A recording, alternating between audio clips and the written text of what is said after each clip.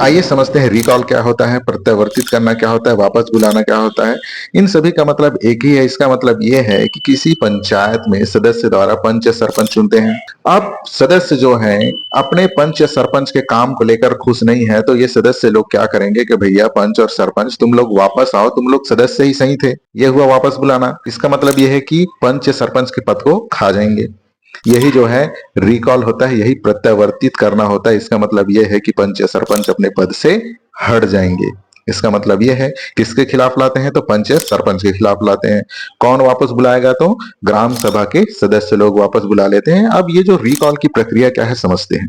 Recall की प्रक्रिया में ग्राम सभा की कुल संख्या के कम से कम 1/3 या फिर 33.33% सदस्यों द्वारा प्रस्ताव से या फिर सूचना पर हस्ताक्षर करके लाया जा सकता है।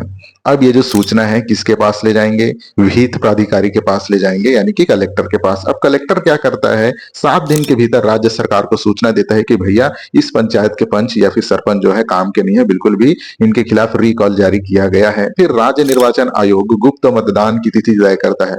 अब ये जो गुप्त मतदान की तिथि है कलेक्टर द्वारा कराया जाता है। ग्राम पंचायत के सदस्य गुप्त मतदान में भाग लेंगे। कुल सदस्यों का आधे से अधिक 50% से अधिक के बहुमत में रिकॉल पारित हो जाएगा। इसका मतलब यह है कि किसी पंचायत की जनसंख्या जो है मान लो 1000 है, 1000 में से कहीं अगर 501 लोग भी इस रिकॉल पर हस्ताक्षर कर देते हैं या वोट दे देते हैं, तो फिर ये रिकॉल पारित हो जाएगा। अब क्या रिकॉल पारित होते ही पंच या सरपंच अपने पद से हट जाएंगे, तो जी नहीं।